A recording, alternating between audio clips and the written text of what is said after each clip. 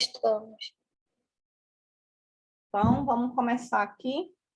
E, na verdade, a gente vai dar continuidade, né, à nossa última aula, quando nós vimos a parte de políticas contábeis. Então, só para retomar, a gente aprendeu que políticas contábeis representa ali a base da nossa pirâmide, né? E a política contábil, ela significa a maneira pela qual a gente vai reconhecer um ativo ou um passivo, uma receita ou uma despesa, mensurar e divulgar. E que, caso essa forma de reconhecimento, mensuração e divulgação seja alterada, é preciso que a gente faça essa mudança, né, da política contábil, e dentro do que for possível, né, dentro do que estimar a regra, dentro do que a regra disser, dentro do que o próprio pronunciamento disser, né, a gente vai fazer as alterações das políticas contábeis retrospectivamente, né, para poder manter a comparabilidade, manter a uniformidade, ou, se for o caso, prospectivamente, né, sem que nós façamos as demonstrações comparativas, né, sem que a gente faça as comparações entre os exercícios sociais. Então, isso foi o que a gente viu na nossa última aula. Aí, agora, a gente vai estudar as estimativas contábeis. E o que representam a estimativa contábil?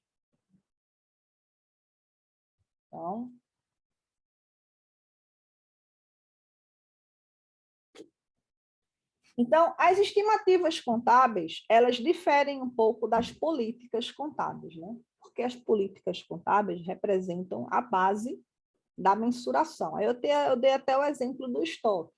Então, o estoque, ele sai do primeiro que entra, primeiro que sai, PEPs para o custo médio. Você mudou a forma de avaliar o estoque. Ou ainda, eu falei até dos terrenos, né, que são propriedades para investimento, que está sendo avaliado pelo custo histórico, que vai ser avaliado pelo valor justo. Eu falei do arrendamento mercantil, que também representa, era contabilizado de uma forma, né, que poderia ser, a contabilização poderia ser feita ou por arrendamento financeiro e arrendamento operacional, e eu mudo essa forma de contabilização. Então, a política contábil é a base da história. Já a estimativa contábil não é tão profunda, a estimativa ela não é tão abrangente quanto a política contábil. E aí, um bom exemplo que eu digo para a estimativa contábil diz respeito à depreciação. Porque a depreciação é um evento, né, um fato econômico contábil no qual o ativo perde valor no tempo. Então, eu tenho lá um ativo, e esse ativo, pelo seu uso, né, imobilizado pelo seu uso, o veículo, pelo seu uso, ele perde valor no tempo. Então, eu vou sempre depreciar. Então, a política contábil é o seguinte: você vai ter um ativo, você reconhece pelo custo histórico e você deprecia esse ativo. Esta é a política contábil. É o custo histórico pela aquisição e, ao longo do tempo, pela sua vida útil, a depreciação. Essa é a política contábil. Porém, a depreciação, originalmente, ela estava prevista para acontecer em 20 anos. Só que, tendo em vista o uso acelerado daquela minha máquina, ela não vai ter um tempo de vida útil de 20 anos. Ela vai ter um tempo de vida útil de 10 anos. Então, alterou o tempo de 20 para 10, reduziu, e, consequentemente, a minha depreciação vai aumentar. Então, a mudança do tempo da vida útil de 20 para 10 anos é uma mudança na estimativa, entendeu? A estimativa contábil era um referencial de cálculo, era um parâmetro de cálculo que você estava utilizando, que refletia as condições naquele momento. Todavia, com o passar do tempo, quando você vai usar aquela mesma, né, aquele mesmo parâmetro naquele momento seguinte, naquele tempo seguinte, você tem que fazer uma pequena alteração ali para poder refletir a realidade do momento. Mas você não mudou a política contábil, você continuará depreciando. Todavia, o tempo vai ser outro. Por quê? Porque está havendo ali uma modificação no uso que vai fazer com que a minha depreciação se altere. Então, a estimativa contábil é exatamente isso. É um parâmetro que a gente utiliza, que a gente vai aplicar, e, no decorrer do tempo, aquele parâmetro, pelas características do uso, do ativo, características econômicas, características... Aquilo ali vai ter que ser feito uma adaptação. Tá? Então, as estimativas contábeis são uma característica fundamental das demonstrações, que refletem as incertezas inerentes à atividade do negócio. Turminha, deu para entender essa partezinha? Ficou claro para vocês a diferença? Turminha? Ficou, professora, ficou muito claro. Então, o CPC aponta que o uso de estimativas razoáveis é uma parte essencial da preparação das demonstrações contábeis. Eu diria mais, eu diria que as demonstrações contábeis, na maior parte delas, você constrói com base em parâmetros, em estimativas que você vai ter que aplicar nesses ativos, nesses passivos, né? E aí eu coloquei estimativas para as perdas, né? Para as estimativas de perdas, ou seja, você tem lá um valor a receber, um contexto de valores a receber, de recebíveis. Aí existe uma certa instabilidade econômica, recessão, perda de empregos e tal, aí a probabilidade de você não receber aquilo ali é alta, então sua estimativa de perdas é alta. E no ano seguinte já melhora a economia, reflexo então as pessoas vão começar a pagar mais e melhor, então a estimativa de perdas baixa, né? Então é uma estimativa que você vai ter que recalcular. A vida útil, né? As provisões civis, provisões tributárias, provisões ambientais. Então, tudo isso tem que ser levado em conta nas nossas estimativas. Então, as políticas contábeis são formas de avaliação, critérios ou mecanismos de você mensurar, avaliar, não é? Reconhecer aquele ativo, aquele passivo. E essas mudanças da política contábil, seja porque o CPC mudou, seja porque a administração entende que é melhor que você faça de uma outra forma, vai provocar o impacto no patrimônio líquido, que foi aquilo que eu expliquei para vocês. Quando eu fizer a alteração dos valores retrospectivamente, ou eu vou debitar ou eu vou creditar meu ativo, né, ou passivo, e a contrapartida vai ser direto no PL. Eu não vou mexer em contas de resultado, eu não vou alterar o resultado para trás por conta de uma mudança de política contábil.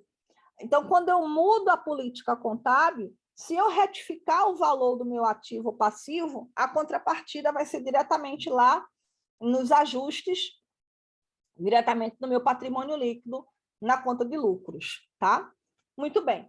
As estimativas, e ela pode ser ou retrospectiva, né? Se a norma assim disser, ou prospectiva, se a norma não disser nada, se ela não obrigar você a voltar no tempo, né, para você apresentar as demonstrações sempre daquela forma, ou ela vai ser prospectiva daqui para frente. Já as estimativas contábeis, elas são calculadas com base nas informações que eu tenho naquele ano, seja a depreciação, seja as perdas estimadas, seja as provisões cíveis, trabalhistas. Então, eu vou reunir as informações que eu tenho naquele momento e eu vou estimar o valor. E sempre a cada ano, muito provavelmente, eu vou ter novas estimativas, porque muda o contexto econômico, muda o contexto de uso do ativo, muda o contexto da justiça, e aí eu vou ter uma atualização daqueles valores, que é diferente das políticas contábeis, que só serão alteradas se mudar o CPC ou se a administração julgar que é mais conveniente você avaliar de uma outra forma. A estimativa contábil não, ela mudará sempre, né, que houver mudanças no cenário político, econômico, no cenário de uso dos ativos, na esfera jurídica, enfim. E toda vez que eu mudar a estimativa contábil, eu vou afetar diretamente o resultado daquele exercício social. Então, quando eu fizer o fechamento do meu balanço, que eu mudar a estimativa contábil da minha depreciação, por exemplo, eu vou aumentar ou diminuir a depreciação naquele ano, no ano em que a gente está. Então, a diferença em relação à política contábil é que na política contábil, se eu tiver que fazer a mudança retrospectiva, eu vou alterar o PL. A estimativa, não. Se eu mudar a estimativa contábil, eu vou alterar o meu resultado do exercício. E toda a mudança de estimativa contábil, ela é prospectiva. Já a política contábil, ela pode ser retrospectiva ou prospectiva. Turminha?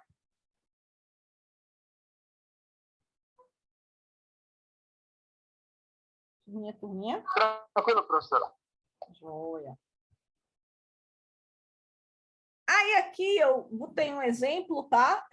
De uma demonstração contábil da Ambev. A gente vai ver isso daí com mais calma em uma demonstração contábil da Petrobras. A gente vai ver bem direitinho isso daí na nossa última aula desse assunto. Mas é só para mostrar para vocês. Então, vocês têm aqui, ó, as estimativas de provisões dos processos tributários, trabalhistas, cíveis e outros, né? E vocês estão vendo aqui, ó. Não sei se vocês estão conseguindo ver direitinho, mas você tem aqui, né, os saldos anteriores, as provisões constituídas, as provisões que foram revertidas e o saldo final, né? Aí você tem aqui cível, as tributárias, né, imposto de renda, ICMS, que é imposto sobre vendas, trabalhistas e outros, né? Então, vocês têm aí exatamente as modificações das estimativas, porque a cada ano que se encerra, você vai ter um novo contexto, né? E esse novo contexto, ele vai dar vazão a uma nova estimativa contábil. E aí, agora, a gente vai estudar os erros, né? Ou seja, a diferença entre a estimativa contábil, tá certo? E os erros. Por que eles são diferentes? Porque a estimativa contábil representa as condições que eu tenho para avaliar naquele momento. Professora? Oi, filho. Só uma pausa, se a senhora permite. É aluno precisando que a senhora aceite. Oh, meu Deus. Claro. Marília. Isso.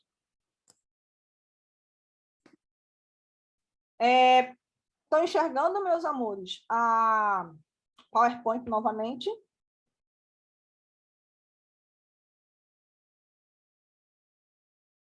Sim, professora. Simples. Vamos lá. Então, dando continuidade, quando muda uma estimativa contábil, porque você mudou ali as perspectivas econômicas, políticas, de uso, né, as perspectivas jurídicas de uma forma geral, então, quando muda essa estimativa contábil, então, automaticamente, eu vou ter que mudar o valor, né? De um ano para o outro vai mudar. Só que isso daí é diferente do danado do erro, porque o erro, o valor vai mudar, mas não porque houve variações na economia, na taxa de juros, empregabilidade ou inflação. Vai mudar porque eu encontrei uma coisa errada e eu vou precisar consertar, né?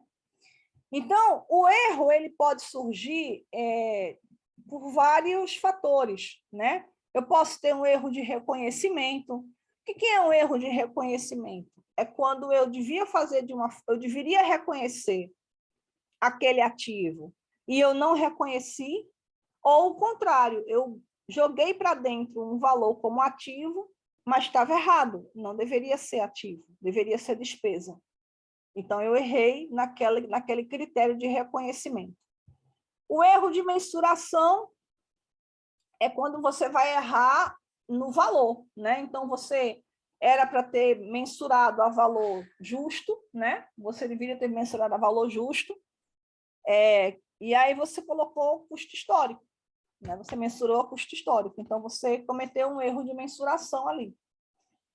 E o erro de apresentação e também de evidenciação era que você devia ter, por exemplo, destacado aquilo ali em nota explicativa, você devia ter aberto a informação em nota explicativa e aí você não abriu, você não evidenciou de forma correta, né?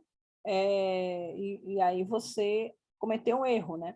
Ou um outro erro de apresentação é que você deveria colocar aquele valor como sendo numa linha específica dentro da DFC, e você não fez isso, então você cometeu também um erro, enfim. Então, existem várias situações em que você pode ter a ocorrência de um erro.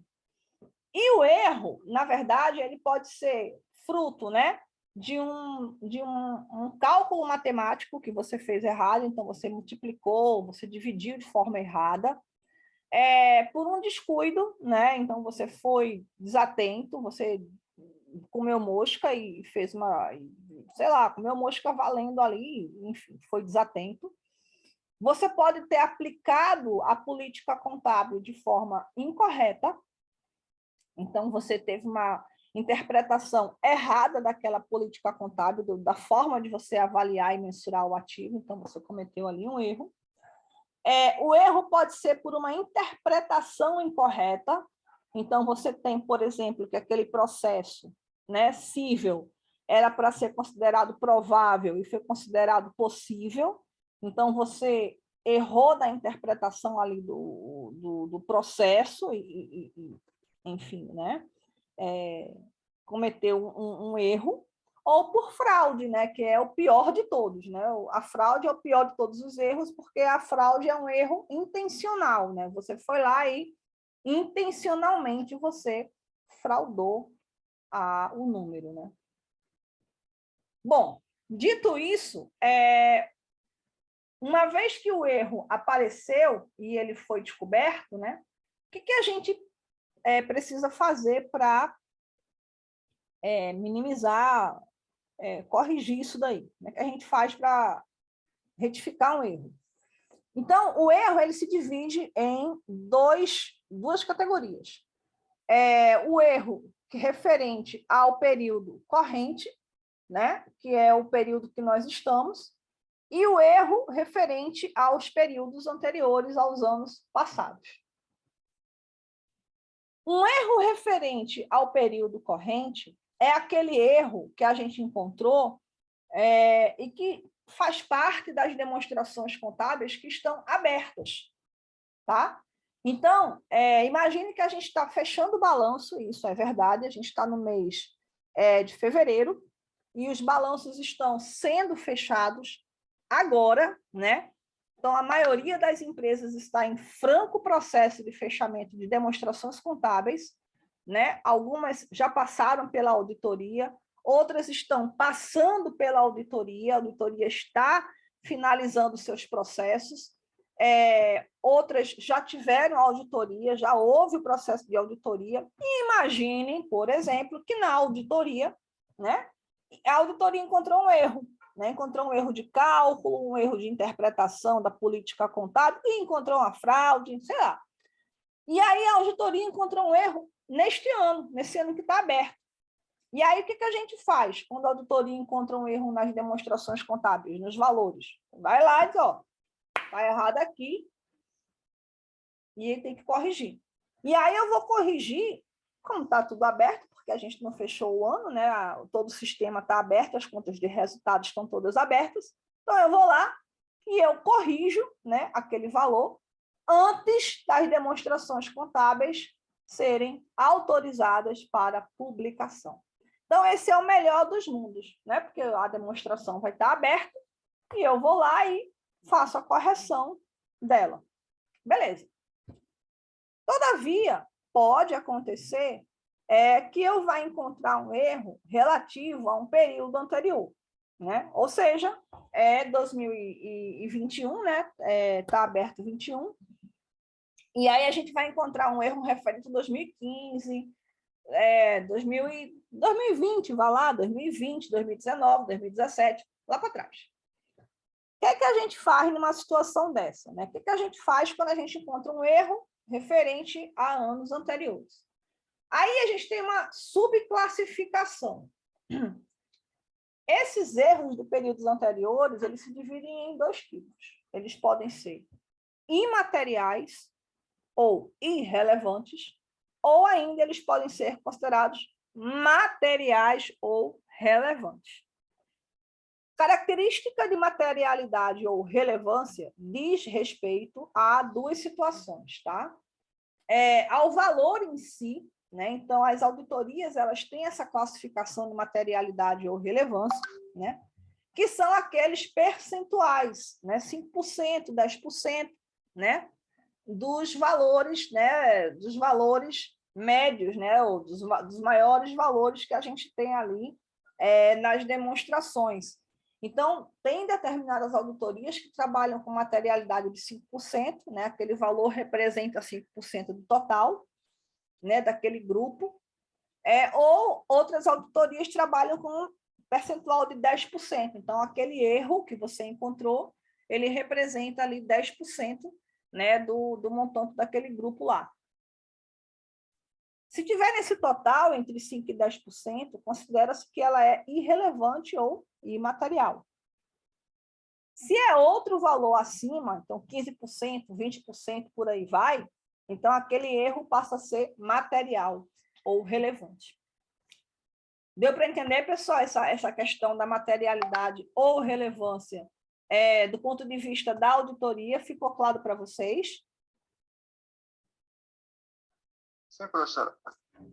Porém, existe um outro critério que vai além desse da auditoria, 5% e 10%. É o critério mesmo da materialidade ou relevância pelo julgamento da administração. Então, assim, mesmo que a auditoria considere que aquilo ali é irrelevante, a administração julga que aquela informação é extremamente relevante ou material, tá? Então, existe, obviamente, o filtro da auditoria, ela pode considerar ou não relevante, mas pode acontecer que a auditoria considere irrelevante, mas a administração julgue que seja relevante, e aí vai tratar como sendo relevante. Porém, o contrário não é verdade, né? Qual que é o contrário? O contrário a auditoria diz que é relevante, e aí a administração diz que é irrelevante, deixa isso para lá, aí não vai rolar, tá bom?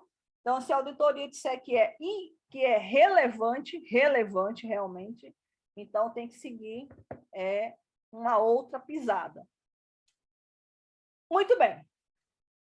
Então, os erros, quando eles são imateriais, tá? Ou seja, é uma besteirinha, é um tetequinho, é uma coisinha pequena. Então, esses erros imateriais, esses erros pequenininhos, que são irrelevantes, o que a gente faz com esses danadinhos? A gente vai lá e corrige, tá certo? Na demonstração contábil em que o erro foi descoberto. Trocando em miúdos. Está lá, Serelep, fechando o balanço, né? Serelep-mente, fechando o balanço. E quando a gente olha, faz, ixi, Maria, tem um erro aqui, cara. Essa conta aqui, ela está com saldo, né? E ela deveria estar zerada. Fulano, vem cá. Aí fulano vai lá olhar, rapaz, o que é isso aqui? Essa conta está com saldo. Mas não deveria estar zerada? Deveria, mas ela está com saldo. O que foi isso aqui? Rapaz, isso aqui foi um erro, né? Foi um erro porque eu acho que esqueceram de zerar o saldo dessa conta. Aí coça a cabeça, mas desde quando tem esse erro aqui? Aí puxa o balancete, né? Aí quando puxa o balancete, eu falei, caraca, esse erro aqui está desde o ano de 2017. Não está em 2021. Meu irmão, desde 2017. Essa conta está com saldo, mas está errada, ela deveria estar zerada. Quanto é que é o valor do saldo? R$ 217. Ah, né? R$ 217, nem vai nem vem, né? Por que nem vai nem vem? Porque a empresa trabalha com milhões, milhares. Então, R$ 217 é totalmente imaterial.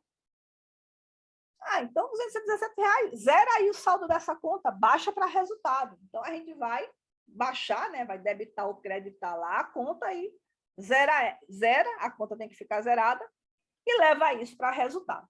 Então, veja, é um exemplo, né, de uma situação real que pode acontecer tranquilamente com qualquer empresa. O cara está lá fazendo a análise do balancete, está lá olhando, aí, putz, essa conta aqui está errada, tinha que estar zerada, né? E aí vai ver o valor, 217 conto, um balanço patrimonial de milhares de reais, né? Valores muito expressivos. Esse erro é completamente imaterial. Vai lá, baixa para resultado e sacode lá no resultado e um abraço, né? Então, resolveu ali a parada. Entenderam, pessoal, como é que funciona aqui esse erro imaterial? Deu para entender?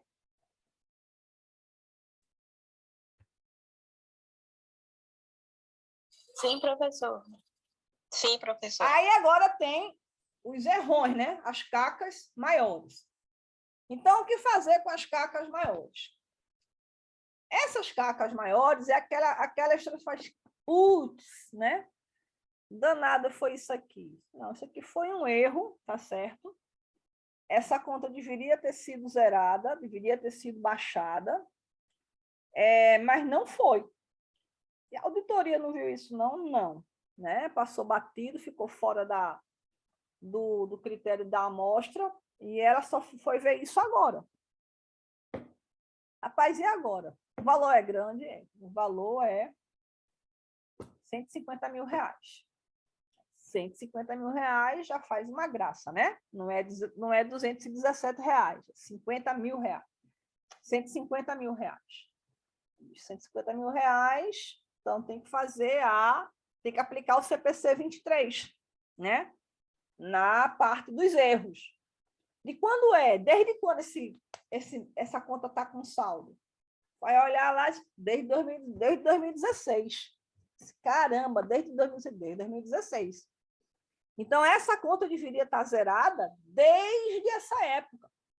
E ela veio se arrastando com um saldo de 150 mil, ninguém viu, tá certo? Passou cego por todo mundo. E eu vou ter que baixar esse saldo. E aí, o que eu faço? Veja, primeira coisa que a gente tem que entender é que isso não vai para resultado, isso não vai para alterar o lucro desse ano, né? Não vai alterar pelo simples fato de que trata-se de um valor extremamente relevante, R$ 150 mil. Então, eu não posso sacudir no meu exercício, né, uma pedra dessa, porque vai esculhambar o meu resultado, o meu lucro, vai ficar todo troncho. Porém, eu preciso corrigir esse erro, né? Então, o que a gente vai fazer, né? A primeira coisa que o CPC nos orienta é que a gente precisa corrigir esses erros materiais de exercícios anteriores retrospectivamente, ou seja, preciso fazer com que isso apareça nas demonstrações e que ela não perca a comparabilidade no primeiro conjunto de demonstrações contábeis autorizadas para publicação após a descoberta de tais erros. Então, se a gente está em 2021 fechando o balanço, então o que vai ter que acontecer? Eu vou ter que mexer em 2021, né? E, ao mesmo tempo, também vou ter que fazer com que isso apareça na demonstração contábil de 2020, porque quando eu apresento 2021, eu apresento 2021 e 2020, as duas ao mesmo tempo. Então, eu tenho que fazer essa alteração ser refletida tanto em 20 como em 21. Ok, pessoal? Amor? Certo, professora? Tranquilo, né? Tranquilo. Então, vamos lá.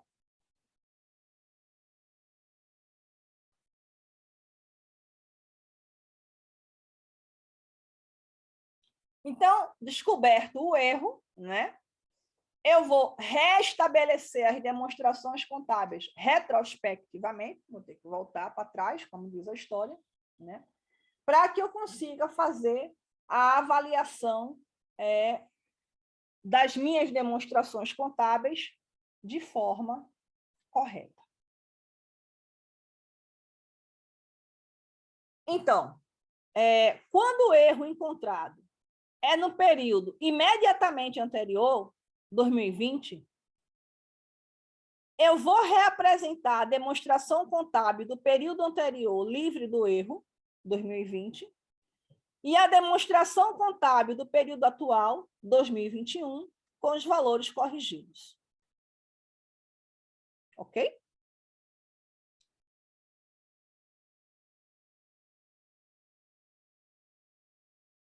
Amor? Tudo certo até aqui?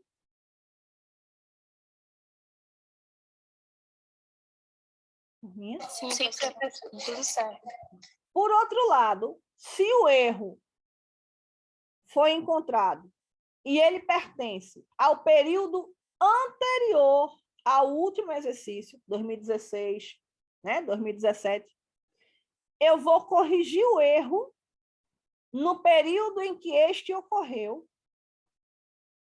Eu vou reapresentar o saldo inicial da demonstração contábil anterior com os valores livres do erro, 2020, e a demonstração contábil atual com os valores corrigidos, 2021. Se o erro foi de 2017, eu vou corrigir o erro em 2017, fazer referência a 2017, mas eu não vou precisar reapresentar 17, 18, 19, 20 e 21. Essa é a grande sacada. Então, mesmo que o erro tenha sido de 17, de 16, de 15, eu só vou reapresentar 20 e 21, porém, 20 como se o erro já tivesse sido sanado e 21 da mesma forma. Eu não preciso reapresentar desde o período que o erro foi encontrado até agora. Né? Eu só preciso pegar os 2 últimos anos e reapresento. Então, eu coloquei aqui um exemplo para vocês, só para vocês entenderem. Suponha que a gente esteja em 2007, tá? Suponha que nós estejamos no ano de 2007. E quando eu for apresentar, eu vou apresentar 2007 e 2006. Só que o erro em questão foi de 2001, tá? Então, em 2001, é o ano da ocorrência do erro. É o ano em que o erro pertence, né? Aí eu vou lá, faço o lançamento referente a 2001 no sistema, tá? Vou fazer referência ao ano de 2001 no sistema, mas eu não vou precisar reapresentar a demonstração contábil de 2001, 2002, 2003, 2004, 5, 6, para poder chegar em 7. Eu vou fazer essa alteração, tá? E aí eu vou vir para 2006, vou reapresentar 2006 com os saldos corrigidos, tá? E 2007, que é a demonstração atual, eu vou apresentar com os saldos já organizados. Ok, pessoal? Tranquilo até aqui? Tudo certinho?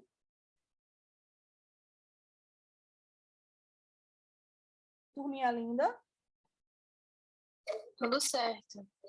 Pronto, eu vou só pedir 1 segundo para vocês, porque meu computador está com bateria descarregando.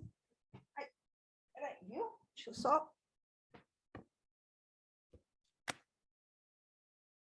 Pronto, resolvi.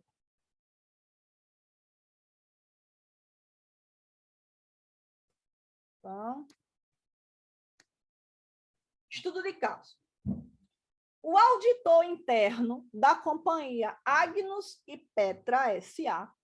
anunciou em 2002 que, em 2001, a entidade não havia contabilizado uma despesa de amortização de 40 mil relacionada a determinado ativo intangível. Então, a gente tinha um ativo intangível, deveria ter sido amortizado, não foi, e foi encontrado o erro. Só que esse erro ele foi de 2001, né? E a gente está em 2002. Um resumo da demonstração de resultado da empresa para os anos encerrados em 31 de dezembro de 2001 e 2002, antes do erro ser encontrado, é a seguinte. Então, eu tenho aqui 2001 e 2002, né? O lucro, né, de 650 e 550, as despesas de vendas, e aqui a amortização, tá? Então, a amortização, pode ver que ela está zerada em 2001, ela deveria ter 40 mil aqui, e em 2002 ela está normal. Então, o erro foi aqui, ó, deveria ter o valor aqui. Aí, o lucro antes do imposto de renda, né, o LAI, claro que esse LAI está maior, porque não tem a amortização, o imposto de renda e o lucro do exercício. Tá?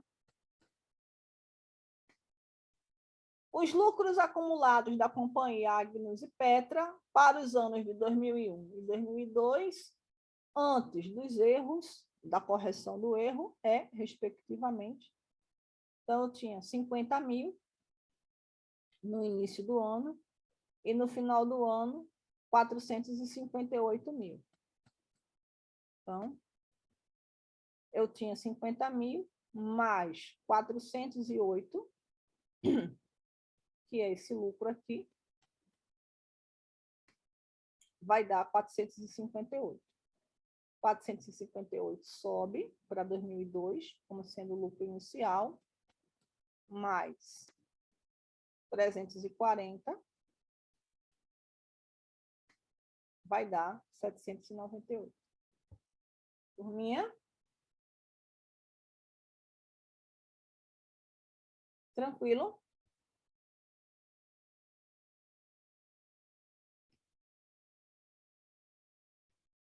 Alô? Alô? Tranquilo, professora. Não me deixem sozinha. Respondam. Senão fica achando que eu estou abandonada aqui na sala de aula.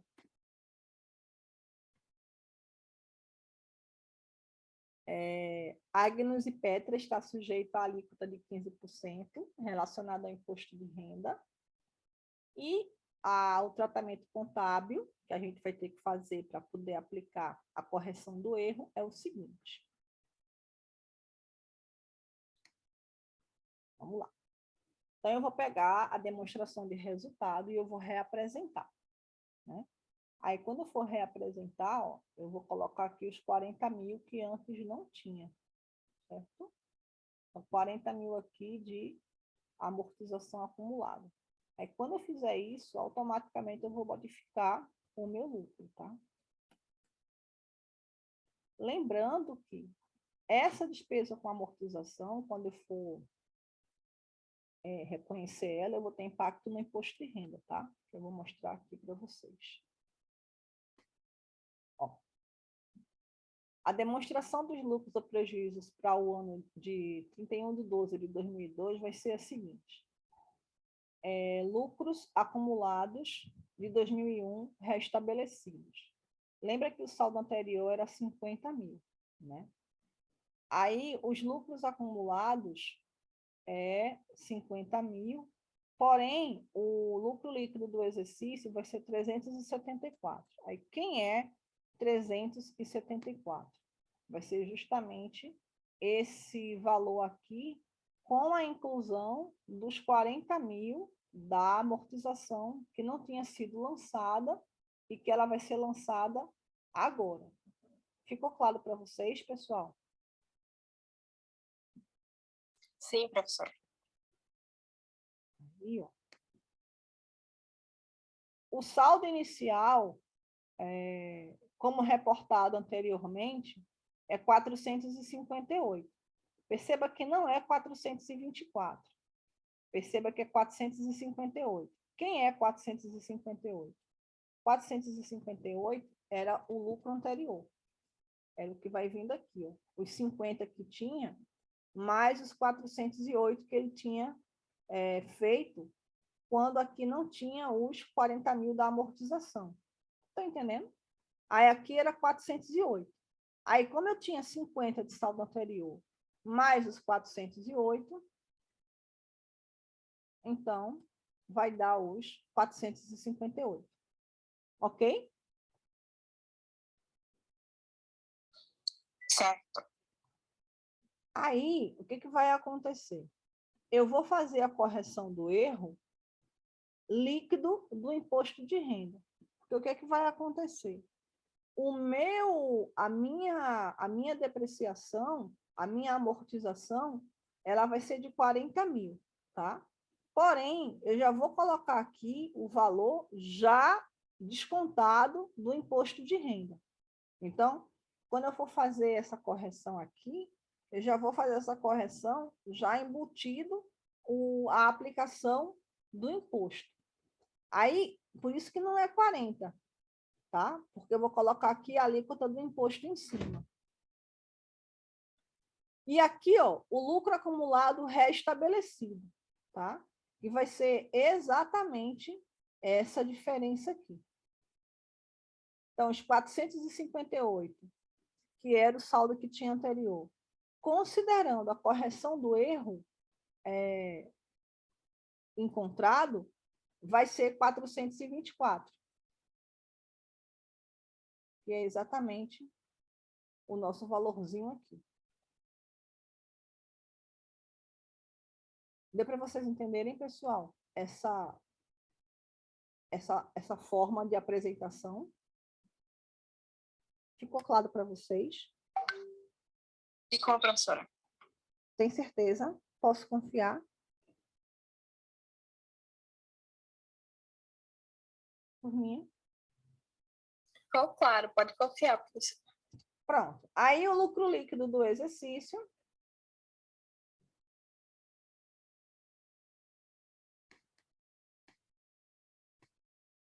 R$340 mil.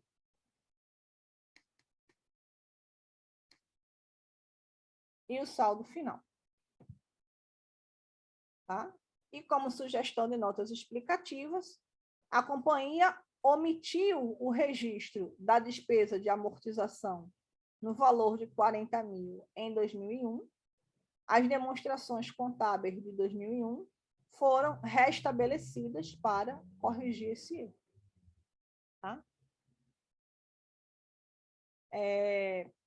Bom, pessoal, então, a parte dos pronunciamentos que dizem respeito às políticas contábeis, às mudanças de estimativas contábeis e erros, a parte teórica era essa aqui que eu tinha para apresentar para vocês. Aí, na nossa próxima aula, para não ficar, né, uma coisa assim muito corrida, eu iria apresentar demonstrações contábeis, onde a gente possa verificar isso de verdade sendo aplicado e, em seguida, a gente faria a nossa segunda avaliaçãozinha. Pode ser assim? Fica tranquilo para vocês? Pode sim, professora. Pode ficar tranquilo. Então, deixa eu voltar para cá.